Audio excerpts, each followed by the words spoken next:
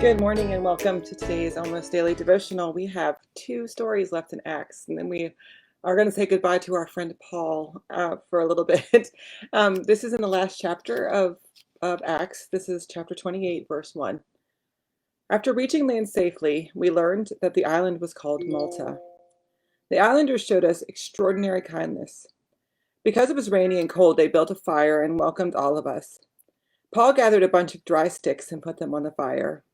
As he did, a poisonous snake, driven out by the heat, latched onto his hand. When the islanders saw the snake hanging from his hand, they said to each other, "This man must be a murderer. He was rescued from the sea, but the goddess Justice hasn't let him live." Paul shook the snake into the fire and suffered no harm. They expected him to swell up with fever or suddenly drop dead.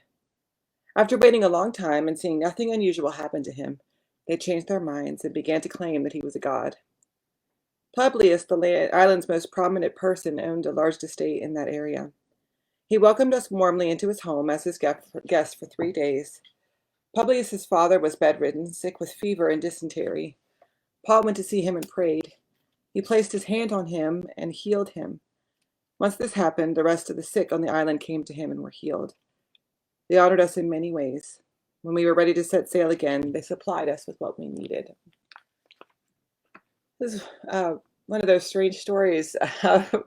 Snakes have a big influence in the Bible. Anytime you see a snake, it's really important. The snake is a symbol of evil, of bad things. It's a bad omen to see a snake. So for Paul to get bitten by a poisonous snake would imply that something terrible was going to happen, that Paul had either done something terrible or was going to do something terrible. And so justice leaped out and saved the world from Paul.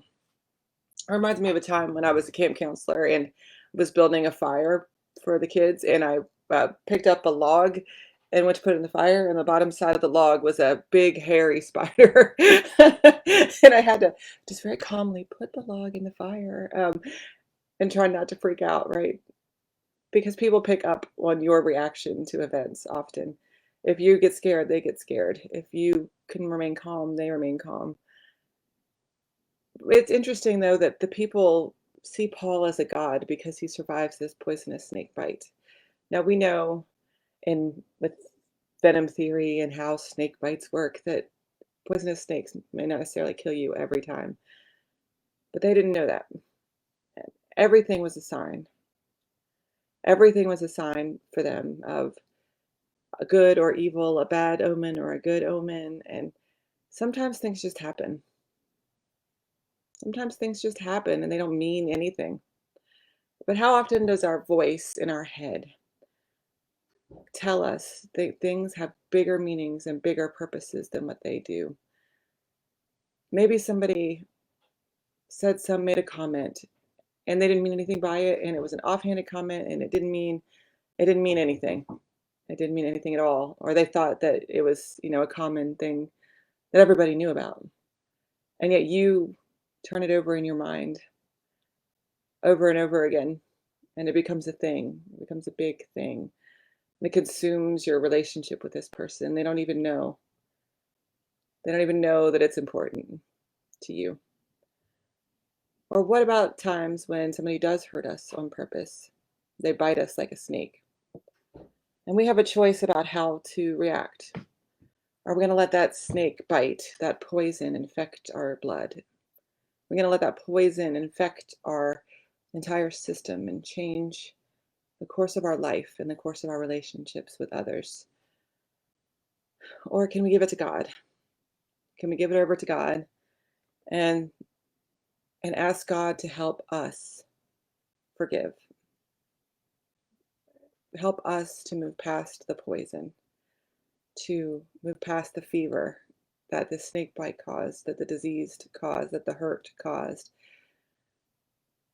so that we can get on with our lives, so that we can become a more whole person who doesn't get consumed by those things.